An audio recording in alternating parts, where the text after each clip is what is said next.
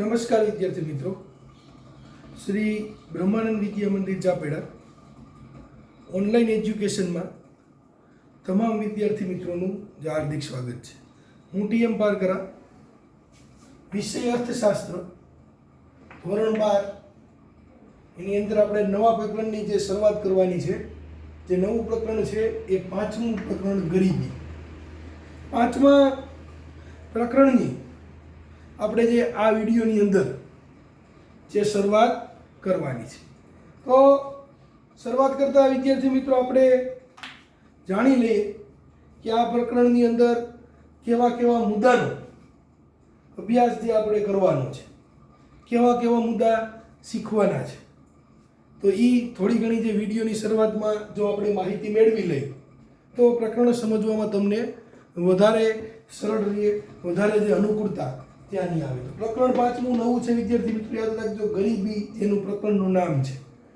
તો સૌપ્રથમ આ પ્રકરણની અંદર આપણે વાત કરી તો પ્રસ્તાવનાથી શરૂઆત કરીશું, ત્યાર પછી ગરીબીનો અર્થ, ત્યાર પછી જે ગરીબીનો અર્થ જે આપણે આ પ્રકરણની અંદર સમજૂતી મેળવ્યા પછી ગરીબીનું જે સ્વરૂપ હોય એ ગરીબીનું સ્વરૂપ વિશે આ પ્રકરણની અંદર આપણે ચર્ચા કરીશું. પછી ગરીબીના જે નિર્દેશકો છે, જેટલા નિર્દેશકો ગરીબીનો આવે એ તમામ જે નિર્દેશકો આ પ્રકરણમાં આપણે વિગતવાર અને સંપૂર્ણ માહિતી જે ગરીબીના નિર્દેશકોની છે એ આમાં મેળવવાની છે.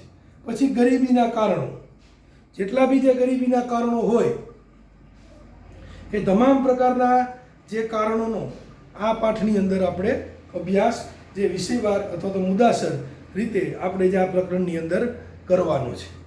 એના પછી ગરીબી ઘટાડવાના ઉપાયો, જે શક્ય હોય અર્થતંત્રમાં એટલા તમામ પ્રકારના જે ઉપાયો જે આપણે કરતા હોય એ તમામ પ્રકારના જે ગરીબી ઘટાડવાના જે ઉપાયો એ તમામનો આપણે જે આ પ્રકરણની અંદર વિગતવાર મુદ્દાસર અભ્યાસ કરશું. તો આ તમને મેં પ્રકરણની શરૂઆત પહેલાં વિદ્યાર્થી મિત્રો ટૂંકમાં જે માહિતી આપી કે આટલું આપણે આ પ્રકરણની અંદર જે અભ્યાસની અંદર જે આપણે શીખવાનું હોય છે. તો હવે લાંબી ચર્ચા ન કરતા ડાયરેક્ટ આપણે જે 5મા પ્રકરણની જે પ્રસ્તાવના છે એ પ્રસ્તાવનાથી અભ્યાસની આપણે શરૂઆત કરશું. એટલે તમને એ વિગતવાર ખ્યાલ આવશે પ્રસ્તાવનામાં શું જે ગરીબીની અંદર શું કહેવા માગે, પાઠ્યપુસ્તક અનુસાર કેવી જે એની અંદર વિગતો દર્શાવવામાં આવી છે, તમામ પ્રકારની જે વિગતો આપણે જે આ વિડીયોની અંદર જેટલા મુદ્દા આવશે એટલો લેવાનો પ્રયત્ન કરશું.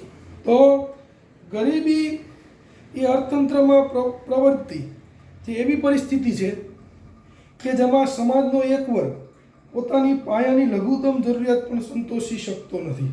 ગરીબી એક પ્રવૃત્તિ, એક પરિસ્થિતિ છે. પરિસ્થિતિ એટલા માટે જે કીધી છે કે પોતાની જે પાયાની, ગરીબ એટલે જે પાયાની, જે માણસને જીવન જરૂરિયાતની જે આવશ્યકતા જે હોય વસ્તુની એ લઘુત્તમ જરૂરિયાત પણ સંતોષી ન શકતો અથવા તો મેળવી ન શકતો હોય. જે જીવન જીવવા માટે જે કાંઈ વ્યક્તિને, માણસોને વસ્તુની જે આવશ્યકતા પડતી હોય એ વસ્તુ પણ સંતોષી ન શકે, એ વસ્તુ પણ એને જે પ્રાપ્ત ન થાય એને આપણે સંતોષ ન કરીએ એવી નથી. આ પ્રકારની સ્થિતિ પણ ઘણીવાર અર્થતંત્રમાં ગરીબીની આપણને જોવા મળતી હોય છે. મોટાભાગની જે વાત કરવામાં આવે તો વિકાસમાન દેશો કે જ્યાં માથાદીઠ આવકનું નીચું પ્રમાણ અને આવકની અસમાન વહેંચણી જોવા મળતી હોય છે. મોટાભાગના જે વાત કરીએ તો વિકાસમાન જે દેશો છે, જેટલા જે વિશ્વની અંદર જે વિકાસમાન દેશો છે એનું જે આવકનું નીચું પ્રમાણ, એટલે એવું નથી કે બધા લોકોનું જે આવકનું પ્રમાણ એ નીચું જ હોય, એવું આપણે અહીંથી માની નથી લેવાનું કે જે આવકનું પ્રમાણ નીચું, પણ એની સાથે એવું પણ કીધું છે કે આવકની અસમાન વહેંચણી પણ જોવા મળતી હોય છે. તમે ખ્યાલ હશે થોડો ઘણો કે આવકની અસમાન વહેંચણી જોવા મળે. આવકની અસમાન વહેંચણી તો કોને કહેવાય? તો કે આવકની અસમાન વહેંચણીની અંદર કહેવાય કે ધનિકની અંદર ધનિક જે વ્યક્તિ હોય એની પાસે એમ કહે છે કે આવકનો હિસ્સો વધારે જાય, જ્યારે ગરીબ વ્યક્તિ હોય જેને આવશ્યકતા હોય એની પાસે એમ કહે છે કે આવકનો હિસ્સો ઓછો જાય. ધનિક પાસે જે અઢળક નાણું છે એની પાસે આવકનો હિસ્સો વધારે થાય, જેની ગરીબ છે એની પાસે નાણું નથી, એ જીવન જરૂરિયાતની વસ્તુ પણ સંતોષી શકતો નથી અથવા તો એ મેળવી શકતો નથી, મેળવવા માટે વારંવાર પ્રયત્ન પણ એ કરતો હોય, કામની ખોજમાં પણ જતો હોય, છતાં પણ કદાચ એવું બને કે અહીંયા કામ ન મળે, આવી સ્થિતિ હોય, એની અંદર એમ કહેવાય કે આવકનો હિસ્સો એક પ્રકારનો ઓછો પણ આવે. તો આવી એક અસમાન વહેંચણીને હિસાબે જોવા મળતી હોય છે. આવું જે અર્થતંત્રમાં એ થતું હોય છે. ત્યાં વસ્તીનો મોટો ભાગ જે ગરીબ હોય, વસ્તીનો જે મોટો ભાગ વધારે પડતી એમ કહેવાય કે ગરીબી હોય, હાવ નહીં, પછી એમાં ધનિકો પણ હોય, મધ્યમ વર્ગ પણ હોય, આવો પણ જે વિદ્યાર્થી મિત્રો એની અંદર એમ કહેવાય કે સમાવેશ જે કરવામાં આવતો હોય છે. સારું જીવન જીવવા જરૂરી પાયાની લઘુત્તમ જરૂરિયાતો જેવી કે પૂરતો પોશાક, આહાર, કપડાં, રહેવા માટે જે રહેઠાણ પણ પ્રાપ્ત કરી શકતા, આપણે જે સારું જીવન જીવવા માટે જેની આવશ્યકતા કીધી તો કે પોશાક, આહાર, કપડાં, સારું જે રહેણાંક, એ પણ જે એમ કહે છે કે એ પણ પ્રાપ્ત નથી, એ પણ જે મળતું નથી ઘણીવાર. આ બધી મેં તમને જે લીટીની અંદર જે છેલ્લી જે હમણાં બોલ્યો કે પોશાક, જે કપડાં, વસ્ત્ર, એ જીવનની એક જરૂરિયાત થઈ, એ જીવન માટે પોશાકની આવશ્યકતા. પછી આગળ તો કે ખોરાક, એના માટે રહેણાંક, જે રહેવા માટે સારું એવું જે રહેણાંક, એ પણ ઘણીવાર પ્રાપ્ત થતું નથી. એમ કે એ પણ ઘણીવાર પ્રાપ્ત કરી શકતા નથી. આવી જે એક ગંભીર સ્થિતિ જે કહીએ કે રાષ્ટ્રની અંદર જે ગરીબ લોકો હોય અથવા તો ગરીબ વસવાટ કરતા લોકોની આવી સ્થિતિનું ક્યાંક અર્થતંત્રમાં એમ કહેવાય કે નિર્માણ થતું હોય છે. તો બીજી તરફ જે આપણે વાત કરીએ, આ એક ગરીબીની વાત કરી કે પોશાક, આહાર, રહેણાંક, મકાન આવું કંઈ પ્રાપ્ત થતું નથી, તો આ ગરીબીની વાત થઈ. તો ધનિકો જે સાધન સંપન્ન છે એવા જે ધનિકોની વાત કરે, ઊંચી આવક સાથે ઊંચું જીવન ધોરણ જીવતા હોય છે, એની આવક પણ ઊંચી હોય એટલે હંમેશા જીવન ધોરણ વિદ્યાર્થી મિત્રો ઊંચું જ જાય. આપણે અગાઉના જે પ્રકરણમાં પણ શીખ્યું હતું કે આવકની હિસ્સો એ માનવીની જીવન ઉપર એમ કે છે કે અસર કરવામાં આવતી. અસર એટલે કે જે રહેણી કહેણીની વાત છે. જે પ્રકારની આવક હોય, આપણે ધોરણ 11માં તમે માંગ અને પુરવઠા વિશે બરાબર તમે સમજી ગયા છો.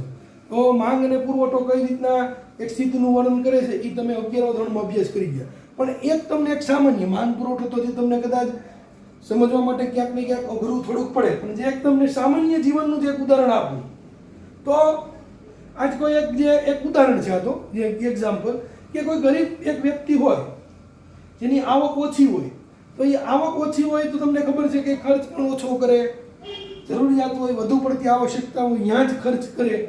આ બધું એના તમને જોવા, આવા પ્રકારનું જીવનશૈલી તમે જોવા મળતી હોય છે. જે ગરીબની એક ગરીબ કુટુંબ અથવા તો ગરીબ વ્યક્તિની વાત કરું, એ જરૂર હોય, આવશ્યકતા હોય, મોજશોખની વસ્તુ ઓછી કરી શકતી કરે, કારણ કે આવક ઓછી છે, આવકની મર્યાદા ઓછી છે, એટલા માટે એને ખરીદ શકતી નથી કરવું એમ નથી કહેતા, પણ આવક અહીંયા ક્યાંક ને ક્યાંક એ પ્રશ્ન એને નડતર અથવા તો નડી જાય, એને હિસાબે વધુ પડતું છે ભૌતિક જે સુખ સંપત્તિ જોઈએ એને આવશ્યકતા હોય અથવા તો એને જરૂરિયાત હોય તો પણ એ ખરીદ શક્તિ કરી શકતો ન હોય. તો આ એક ગરીબની સામે જે આપણે વાત કરી કે જે ધનિક વ્યક્તિ છે તો એ બેફામ આપણે કંઈક પૈસાનો ઉપયોગ કરે અથવા તો વાપરતો હોય, અથવા તો આપણે ઘણીવાર જોઈએ છીએ કે એ પૈસા જે વધુ પડતા જીવનની ભૌતિક સુવિધાઓ વધુ મેળવતા હોય એવું પણ જોવા મળે. હવે એ તમને ગરીબ વ્યક્તિની વાત, એ ગરીબ વ્યક્તિ જો ક્યાંક અર્થતંત્રમાં સારું એવું કામ પ્રાપ્ત થઈ ગયું અથવા તો ક્યાંય નાણાકીય રકમ સારી એવા કામથી પ્રાપ્ત થઈ ગઈ, તો એ ગરીબ વ્યક્તિ પણ ધીમે ધીમે જે આવકનો હિસ્સો વધવાથી એ પણ એમ કહેવાય કે જે જીવનની ભૌતિક વસ્તુઓ જો વાપરવા મળશે તો એની આવકમાં વધારો થાય તોની વાત છે. એ જ રીતે આવકમાં જે રીતના જે વ્યક્તિનો વધારો થાય એ રીતે એની જીવનશૈલી ક્યાંક ને ક્યાંક ચેન્જ આવતો હોય, ક્યાંક ને ક્યાંક બદલતી હોય છે.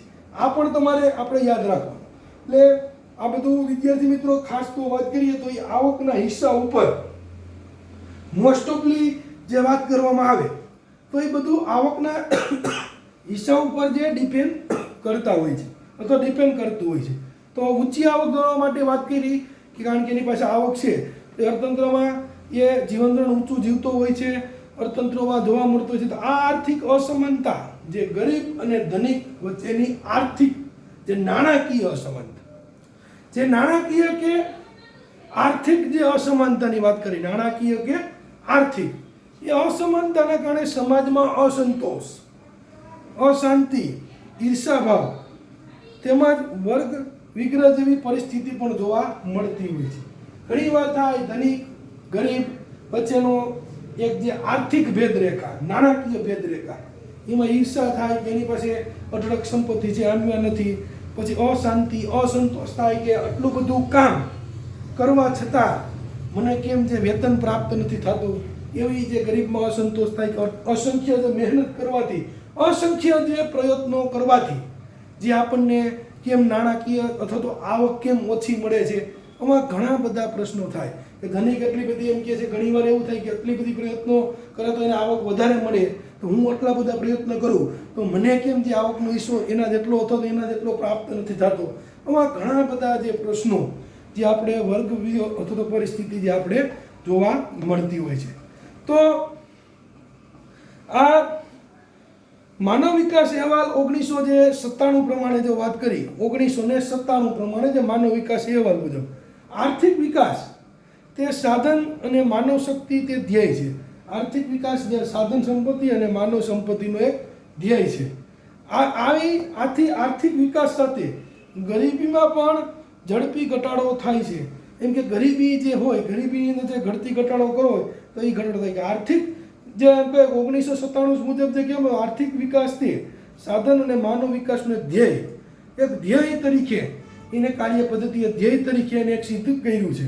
આથી આર્થિક વિકાસ સાથે ગરીબી પણ ઝડપથી ઘટાડો થાય. જે રીતના આર્થિક વિકાસ થાય એમ કહે છે કે ગરીબી અંદર ક્યાંક ને ક્યાંક ઘટાડો થાય એવું જે કહેવા આવ્યું છે. તેથી ઘટાડો થાય તો કે અપેક્ષિત છે, જ્યાં સુધી પાછું તે અપેક્ષિત છે એવું પણ કીધું છે, અપેક્ષિત છે એવો શબ્દનો પણ જે ઉલ્લેખ કરવામાં આવ્યો છે. જ્યાં સુધી સમાજમાંથી આવકની અસમાનતા અને ગરીબીમાં ઘટાડો ન થાય ત્યાં સુધી આર્થિક વિકાસ સાચા અર્થમાં કહી શકાય નહીં એવું કીધું. કે જ્યાં સુધી એમ કહે છે કે ગરીબીમાં ઘટાડો ન થાય અથવા તો જે આર્થિક વિકાસના અર્થ ન કહી શકાય કે જે આવકની અસમાનતા, જ્યાં લગી આવકની અસમાનતા જેમ કે વ્યવસ્થિત આપણે જો આવકની અસમાનતા થાય તો ગરીબીમાં ઘટાડો થઈ જાય, ગરીબી ઓછી થઈ જાય, આવા બધા આવે. પણ આવકની અસમાનતા ઓછા કરવા માટે પણ ઘણા બધા પ્રયત્નો રાષ્ટ્રીય અર્થતંત્રમાં કરવાના હોય છે. આમ આપણે ઘણા બધા એવા કારણો, ગરીબી હટાવવાના કાર્યો પણ આપણે આ પાઠની અંદર સમજવાના, ત્યારે તમને વિગતવાર સમજાશે ક્યાં ક્યાંને હિસાબે ગરીબી જોવા મળે, કેવા કારણોને હિસાબે જોવા મળતી હોય, ગરીબી નિવારણ માટે કેવા જે કાર્યક્રમો સરકાર દ્વારા પણ ચલાવવામાં આવતા હોય, એ તમામ આપણે જે આ પાઠની અંદર એ વિગત આપણે મેળવવાની. ત્યારે હું તમને વિસ્તારપૂર્વક એની જે માહિતી તમને જે આપવાનો પ્રયત્ન કરતો હોય.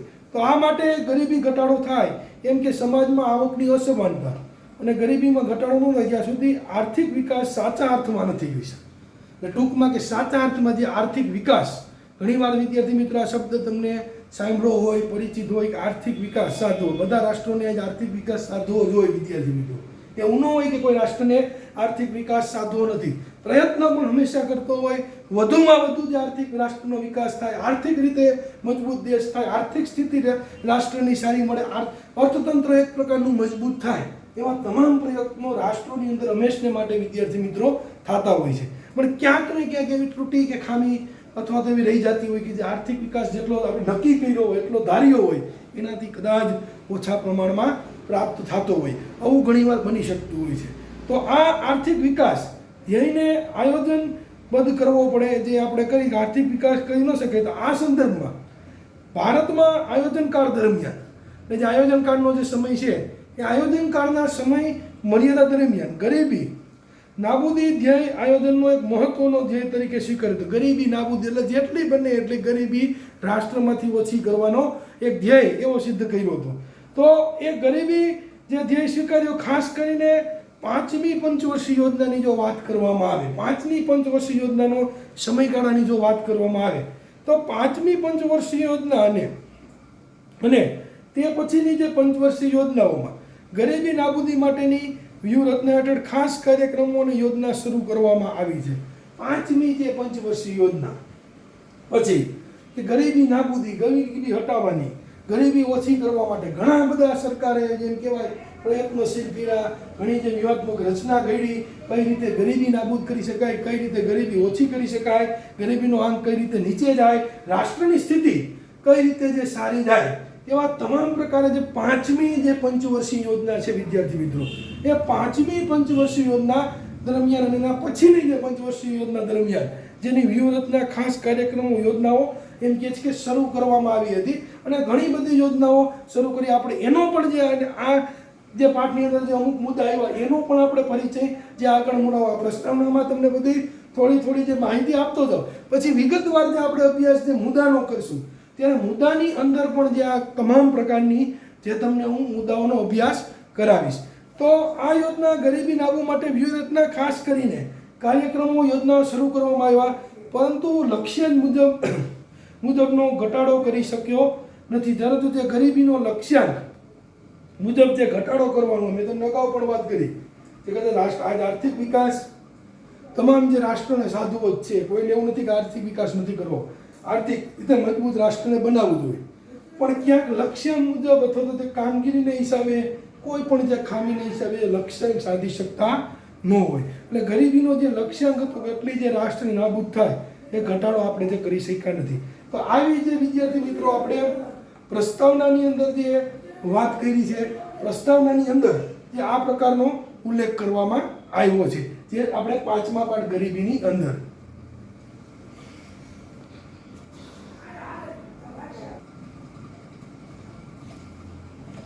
તો વિદ્યાર્થી મિત્રો પ્રસ્તાવનાનો આપણે જે અભ્યાસ કર્યો 5મા પાઠની, હવે બીજા મુદ્દાનો પ્રસ્તાવના પછી આપણે ડાયરેક્ટલી જે પાઠના મુદ્દાની શરૂઆત કરી છે. મુદ્દો પહેલો છે પાઠનો, અહીંયા બોર્ડ ઉપર લખ્યો છે ગરીબીનો અર્થ.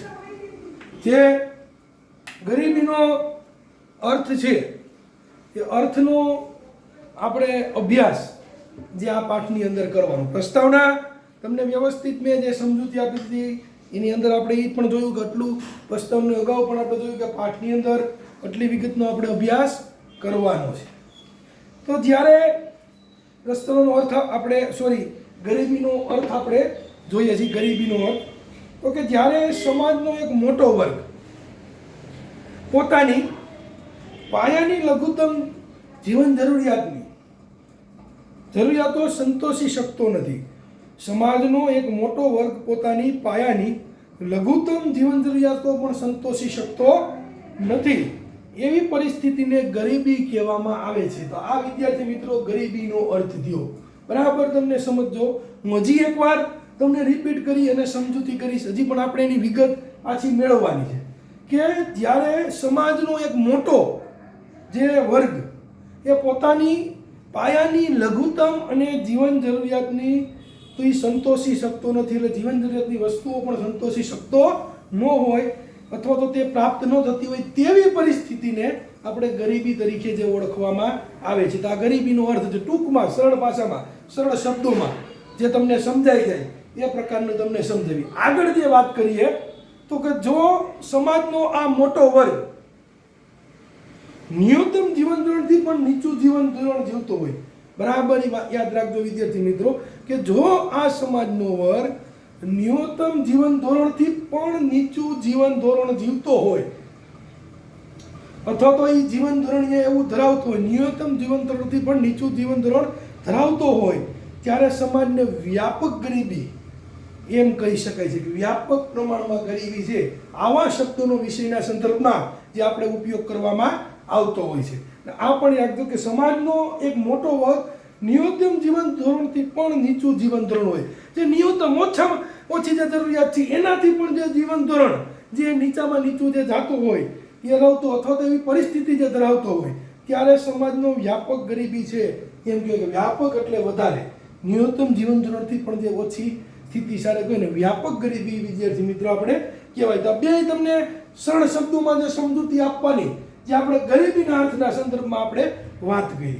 આગળ જે આ મુદ્દાની અંદર વાત કરી તો કે વિશ્વના મોટા ભાગના દેશો ગરીબીનું અર્થઘટન કરવાના પ્રયાસો થયા છે. વિશ્વના જે મોટા ભાગના, એવું નથી કે આપણા રાષ્ટ્ર પૂરતી જેવી હોય, વિશ્વના ઘણા બધા દેશો જે પ્રયત્નો કરતા હોય, અર્થઘટન કરતા હોય, ગરીબીનું અર્થઘટન કરવા માટે ઘણા કાર્યક્રમો પણ ચલાવતા હોય, ઘણા નિવારણ પણ કરતા હોય, આવું ઘણીવાર જે આપણે વિશ્વના રાષ્ટ્રો જે જોવા મળતા હોય છે. પરંતુ ગરીબી એક સાપેક્ષ ખ્યાલ હોવાથી, ગરીબી એક સાપેક્ષ ખ્યાલ છે. એ સાપેક્ષ ખ્યાલ હોવાથી તેનો અર્થ સમય, સ્થળ અને સમાજમાં એમ કહે છે કે બદલતું રહે. સમય, સ્થળ અને સમાજ એમાં બદલતું રહે છે, એમાં બદલાવ આવે. કારણ કે સાપેક્ષ ખ્યાલ હોવાથી એનો સમય, સ્થળ અને સમાજમાં એ બદલતો રહીએ, બદલાવ એમાં ક્યાંક ને ક્યાંક આવતો રહીએ. આવું જે એક ગરીબીનું જે અર્થઘટન જે કરવામાં આવ્યું છે.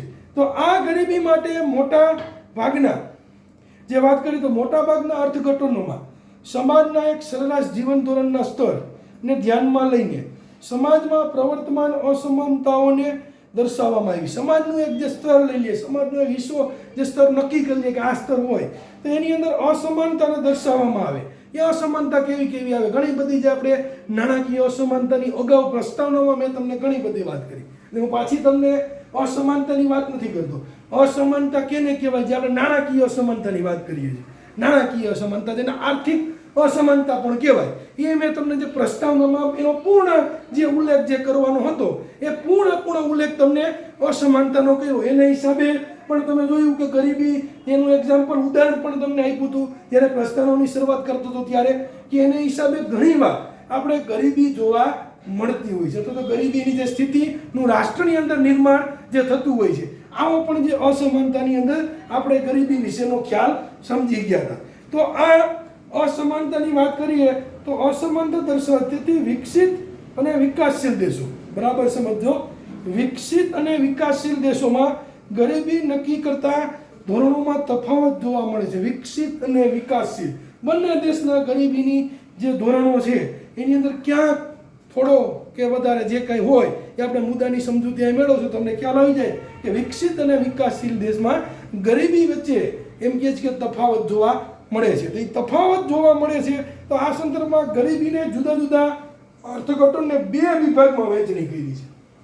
ગરીબીનું જે અર્થઘટન કરી અને બે વિભાગની અંદર પછીની વહેંચણી કરી. એક વિકસિત અને વિકાસશીલમાં તો અલગ જોવા મળે. આપણે અગાઉ મુદ્દાની જ્યારે સમજૂતી તમને મળશે ત્યારે તમને એનો ખ્યાલ પણ આવી જશે કે કયા પ્રમાણે તે ગરીબીની અંદર આ પ્રમાણનું જોવા મળતું હોય છે. તેના બે જે વિભાગો પાડવામાં આવ્યા છે, એ બે વિભાગોની આપણે સમજૂતી પણ એમ કહેવાય કે મેળવી લેવી છે.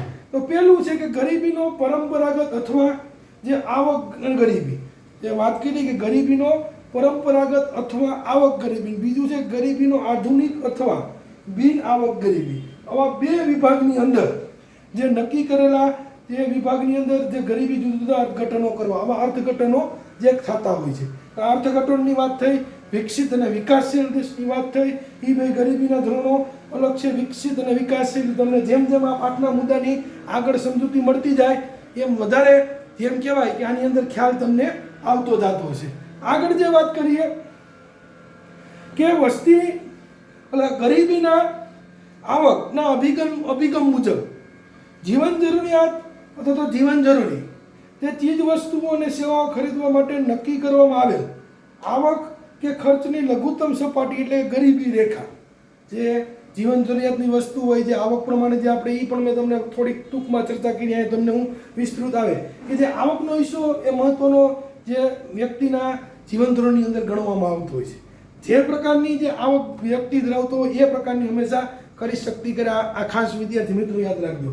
આવકનો હિસ્સો જેમ વધે એમ ખરીદીનું પ્રમાણ વધતું જાય, જેમ આવકનો હિસ્સો ઘટતો જાય એમ ખરીદીનું પ્રમાણ પણ ઘટતું જાય. એટલે મોસ્ટ ઓફલી જો સામાન્ય શબ્દોમાં તમને વાત કરવામાં આવે કે વ્યક્તિ કદાચ એની હોય પણ આવકની અંદર જેમ જેમ તફાવત આવે, વધુ ઓછી અથવા તો જે સ્થિર હોય તો સ્થિર પ્રમાણની આવકના પ્રમાણમાં એ વસ્તુની જે ખરીદ શક્તિ કરતો હોય છે. એટલે આ પ્રમાણે ચીજ વસ્તુ સેવાઓ ખરીદ કરવામાં આવે તો એ લઘુત્તમ સપાટી જો એ પહેલાં તો એ આવકનો હિસ્સો જોશે કે આવકનો હિસ્સો કયા પ્રકારના છે, એ પ્રકારમાં એ વસ્તુની ખરીદ શક્તિ કરે. એટલે એ પણ તમારે ખાસ યાદ રાખવું કે કઈ પ્રકારની આવક મેળવે કે એના પ્રમાણે એ ખરીદ શક્તિ કરે છે. આગળ કે ગરીબી રેખા દ્વારા નક્કી થયેલ આવક કે ખર્ચની લઘુત્તમ સપાટી, ઓછી આવક ધરાવનાર કે ખર્ચ કરનાર વર્ગ ગરીબ કહેવાય. આવા ઘણા મતમતાંતરો હોય છે. ફરી આમ આ અર્થઘટન અનુસાર ગરીબી એક અભાવની સ્થિતિ છે એમ પણ કહે છે. ભારતમાં ગરીબી રેખા માટે જરૂરી ચોક્કસ ન્યૂનતમ કેલરી પ્રાપ્ત કરવા જરૂરી ખોરાક પાછળ અને લઘુત્તમ વપરાશ ખર્ચને પણ ધ્યાનમાં લેવાયું. કેલરી વપરાશ આવા ઘણા બધા માપદંડ જે ભારતની અંદર જે વાત કરવામાં આવે તો ઘણા બધા માપદંડો ગરીબી માટે એમ કહે છે કે લેવામાં આવ્યા છે. ઘણા બધા માપદંડો એ લે છે. તો આ તમામ પ્રકારના જે માપદંડો લે તો કયા માપદંડને આધારે આપણે ચાલવાનું એ તો આપણે જ્યારે વધુ આગળ અભ્યાસ કરશું તો તમને જેમ માહિતીનો અભ્યાસ થાય એમ ખબર પડે કે આ માપદંડને આધારે આપણે જે આગળ ચાલવાનું છે. તો આગળ જોઈએ, પરંતુ આ પદ્ધતિ નક્કી થતી ગરીબી રેખા એક મર્યાદા પણ આવી જાય છે કે ફક્ત અપૂરતા ખોરાક એની મર્યાદા. દરેક વસ્તુની આપણે કંઈક મર્યાદા હોય, ક્યાંક ને ક્યાંક નડતી હોય. એમ અહીંયા પણ એની મર્યાદા આવી જાય કે શું ફક્ત અપૂરતા ખોરાક કે ભૂખમરાની સ્થિતિ દર્શાવે છે. તો એમ જ કે અપૂરતો ખોરાક અને ભૂખમરાઓ એ જ ગરીબી દર્શાવે. ગરીબી ફક્ત ભૂખમરાની સ્થિતિ નથી પણ લઘુત્તમ સરેરાશ જીવન ધોરણના ખ્યાલ, ખોરાક ઉપરાંત અન્ય બાબતો જેમ કે કપડાં, રહેણાંક, શિક્ષણ, આરોગ્ય, સ્વચ્છતા, સ્વચ્છ પીવાનું પાણી વગેરે પાયાની સગવડોનો પણ સમાવેશ થાય છે. શું કાંઈ ભૂખમરો કે જે વસ્તુ પ્રાપ્ત થાય એ ગરીબી નહીં. આ તમામ મુદ્દા, શિક્ષણની કેવી વ્યવસ્થા, રહેણાંકની કેવી વ્યવસ્થા, ચોખ્ખું પીવાનું પાણી કઈ પ્રકારનું પ્રાપ્ત થાય, આ તમામ મુદ્દા જે ગરીબીની અંદર આવડે અથવા તો સમાવેશ કરવામાં આવ્યા છે. આ તમામ બાબતોને આપણે જે ધ્યાનમાં લઈ અને એમ કહેવાય વિદ્યાર્થી મિત્રો જે આપણે આગળ તો માત્ર ભૂખમરાની હોય કે અપૂરતો ખોરાક હોય તો ગરીબી એવું ન હોય. એના ઘણા બધા એના સમાવેશ જે કાર્યક્રમો અથવા ઘણા ઉમેદવાર ઘણા બધા જે એને સમાવેશ જે પાયાની બાબતો હોય એ તમામ પ્રકારની પાયાની બાબતોનો આની અંદર સમાવેશ કરવામાં આવ્યો હોય છે. તેથી ગરીબીને આધુનિક અભિગમ તરીકે બિન આવક ગરીબીનો ખ્યાલ વધુ બન્યો છે. ખ્યાલ એમ કે ગરીબીની આધુનિક અભિગમ તરીકે બિન આવક ગરીબીનો ખ્યાલ વધુ મહત્વનો બન્યો છે. તો બિન આવક ગરીબીનો ખ્યાલ છે એ મહત્વનો ગણવામાં આવે એવું જે આપણે પાઠ્યપુસ્તક અનુસાર જે આપણે વિદ્યાર્થી મિત્રો ત્યાં ઉલ્લેખ કરવામાં આવ્યો છે. તો આ પ્રકારે આપણે ગરીબીનું અલગ અલગ સ્થિતિથી, અલગ અલગ એંગલેથી, અલગ અલગ દ્રષ્ટિકોણથી આપણે જે એના ખ્યાલ, એની મર્યાદાઓ વિશે જે આપણે આની અંદર ચર્ચા કરી કે આ આટલી એની મર્યાદાઓ છે, અહીંયા એની મર્યાદાઓ નડે એ તમામની આપણે અહીંયા ચર્ચા કરી અને અભ્યાસ કર્યો. હવે આગળ જે મુદ્દો છે એની થોડીક આપણે જે ચર્ચા કરી લઈએ. તો આધુનિક જે અર્થશાસ્ત્રીના મતે, જે આધુનિક જે અર્થશાસ્ત્રીઓ છે, તો આધુનિક જે અર્થશાસ્ત્રીના મતે આવક ગરીબી એ ગરીબીનું એક મહત્વનું પાસું છે કે આવક એ ગરીબીનું એક મહત્વનું પાસું છે. હું વારંવાર આ શબ્દનો તમને ઉલ્લેખ એટલે જ કરું. આવક શબ્દના ઉપર વધારે પડતો શબ્દની ઉપર ભાર દેવાનું કારણ હું કે જે આધુનિક અર્થશાસ્ત્રીના મતે આવક એ ગરીબીનું અને ગરીબીનું એક મહત્વનું પાસા તરીકે જે ઓળખવામાં આવે. એટલે વારંવાર તમને હું શબ્દનો જ્યારે ઉલ્લેખ કરતો હતો. વળી એ મતે આવક ગરીબી તે ગરીબીનું મહત્વનું કારણ આપ્યું, પરંતુ માનવ જીવન એક નાના હિસ્સાનો ખ્યાલ આપે છે કે એક નાના હિસ્સાની જે વાત કરી, નાના હિસ્સાના ખ્યાલ ઉપરથી જો આપણે લઈએ તો કાર્ય કરવાની તથા પસંદગી માટે સ્વતંત્રતા ધનિકો પાસે ઉપલબ્ધ છે. કારણ કે એની પાસે નાણું પુષ્કળ છે. એટલા માટે જે કામ કરવાની હોય, પસંદગી કરવાની હોય, એટલે કાર્ય કરવાની પસંદગી હોય કે મારે આ કાર્ય કરવું છે, આ કાર્ય કરવા માટે મને વધુ નફો પ્રાપ્ત થાય. પણ તો આ વાત ક્યાં લગી સીમિત થઈ? તો કે એમ કહે છે કે ધનિક વ્યક્તિ જે માટે વાત કરે તો એ વાત છે એ ઉલ્લેખ પસંદગી માટે સ્વતંત્ર મળી કે માનવ જીવનનો એક નાનો હિસ્સો જે આપે એ કાર્ય કરવાની પસંદગી માટે સ્વતંત્ર ધનિકો પાસે જ ઉપલબ્ધ હોય છે. તે ગરીબોને ક્યારેય હોતી જ નથી એવો એક ઉલ્લેખ કરે. ધનિકો પાસે ઉલ્લેખ એટલા માટે કર્યો કે ધનિકો પાસે આવકનો હિસ્સો વધારે એટલે પસંદગી ગરીબીની અંદર જે આવકનો હિસ્સો ઓછો. અને આગળ તમે થોડો ઘણો પ્રશ્ન પણ જુઓ કે બેરોજગારી એ પણ રાષ્ટ્રની અંદર ઘણીવાર જે જોવા મળતી હોય છે. ઘણા બધા બેરોજગારીના પ્રકાર છે. એ આપણે જ્યારે અભ્યાસમાં આવશે પણ એનો પણ આપણે ચર્ચા કરશું. એટલે ક્યારેક ગરીબીનો જે કંઈક મર્યાદા અહીંયા પણ આવી જાય અથવા તો ગરીબી જે કામ કરવાની પસંદગીની વાત કરવામાં આવે એ તો આપણે આગળ મુદ્દો હોય એનો પણ જે આ પાઠની અંદર છે એ ક્યાં ક્યાં એવી મર્યાદાઓ આવે. તો આ તો તમને હું ટૂંકમાં અત્યારે ઉદાહરણ સ્વરૂપે જે આપું છું કે જેના હિસાબે જે ગરીબો એ કાર્યની પસંદગી કરી શકતા નથી. કારણ કે જે રોજગારીના ક્ષેત્રો જે હોય એ પાછા રાષ્ટ્રના રોજગારીના ક્ષેત્રો પણ આપણે ધ્યાનમાં રાખવા પડતા હોય છે. તો આવા ઘણા બધા જે કારણો ગરીબીના હિસાબે આપણે જોતા હોય છે. તો આ સંદર્ભમાં ગરીબીનો પૂરો ખ્યાલ મેળવવા ફક્ત આવકના સંદર્ભમાં વંચિતતાને વિચાર ન કરતા, માત્ર આવકના આપણે વિચાર ન કરીએ, આવક તો છે જ, પણ આવકના સંદર્ભમાં વિચાર ન કરતા એ સિવાયના માનવ જીવનના વિકાસ માટે જરૂરી બાબતોની વાત કરી. માનવ જીવનનો સાથે આવક તો વધે, સાથે સાથે માનવ જે જીવનનો વિકાસ થાય. કઈ રીતે એમ કહે છે કે માનવ જીવન? તો કે જ્ઞાન, લાંબુ અને સ્વસ્થ જીવન સારું. સ્વસ્થ જીવન, જે કોઈ રોગ ન હોય એ સ્વસ્થ જીવન જીવી શકે. સારું જીવન ધોરણ, વ્યક્તિ સ્વાતંત્ર્ય તકોની ઉપલબ્ધતા મેળવી શકે, પસંદગીઓ તથા સ્વાભિમાન આવે, ગૌરવપૂર્ણ આવે. આવી તમામ જે માનવ જીવન સાથે, આવકનો તો આપણે ખ્યાલ નહીં, પણ એની સાથે સાથે આ તમામ જે વિગતોનો ખ્યાલ પણ જે ગરીબીનો રહે એની સાથે સ્વાભિમાનપૂર્વક ગૌરવપૂર્ણ વિચાર થાય એવો આપણે જે સંયુક્ત રાષ્ટ્ર કાર્યક્રમ UNDPના અને માનવ વિકાસ અહેવાલ જે છે HDI અને માનવ ગરીબી આંક જે HPIની ગણતરીમાં મુખ્ય 3 બાબતો જ્ઞાન, આરોગ્ય અને સારું જીવન ધોરણ સમાવેશ કરવા આવ્યું છે. 3 મુખ્ય બાબતો કઈ? તો કે જ્ઞાન, આરોગ્ય અને સારું જીવન ધોરણનો આ સમાવેશ કરવામાં આવ્યો. આવકની સાથે સાથે આ 3 બાબતોને વિદ્યાર્થી મિત્રો પણ એની સાથે લેવામાં આવી છે.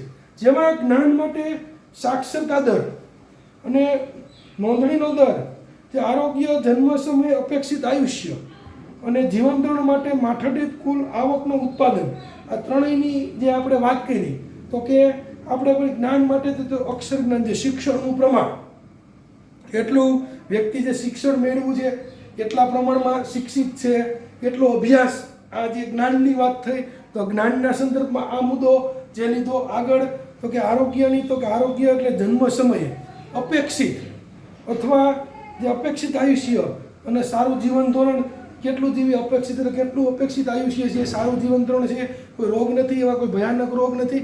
બીજું લેવલ જે આરોગ્યની દ્રષ્ટિકોણથી વિદ્યાર્થી મિત્રો વાત કર્યું. ત્રીજું છે આપણે જોયું તો કે માથાદીઠ કુલ ગૃહ ઉત્પાદનનો સમાવેશ કરવામાં આવ્યો. માથાદીઠ જે કુલ ઉપયોગ સમાવેશ કરાયો કે સારા જીવન ધોરણ માટે, તો કે માથાદીઠ કુલ ગૃહ ઉત્પાદનનો સમાવેશ, આ ત્રણેય બાબતને સમાવેશ કરી અને આ પ્રકારનું જે એક કહેવાય કે ગરીબીના મુખ્ય 3 આવકની સાથે જોડીને આગળ જે ગરીબીનો ખ્યાલ, જે ગરીબી નિવારણ થાય, ગરીબી ઓછી થાય એવા માટેથી નવા ખ્યાલો આવતા હોય છે.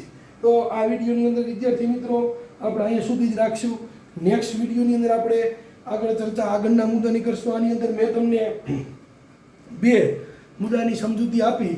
આપણે પાઠની શરૂઆત કરી, શું ભણવાનું એને તમને ટૂંકમાં માહિતી આપી, પ્રસ્તાવના સમજાવી અને ગરીબીનો અર્થ, આ 2 મુદ્દાનો મેં તમને આ વિડીયોની અંદર જે સંપૂર્ણ જે માહિતી વિષયને લગતી હતી, પાઠ્યક્રમ અનુસાર જે માહિતી હતી, એ તમામ પ્રકારની આપણે માહિતી આપી. આપણે આગલા વિડીયોની અંદર ગરીબીનું સ્વરૂપ વિશે અભ્યાસ કરશું. એટલે અહીંયા સુધી આ વિડીયો રાખી આપણે આગલા વિડીયોની અંદર ગરીબીનું જે સ્વરૂપ છે એના વિશે આપણે આગલા વિડીયોમાં અભ્યાસ કરવાનો અહીંયા સુધી આ વિડીયો રાખીએ છીએ. નમસ્કાર વિદ્યાર્થી મિત્રો.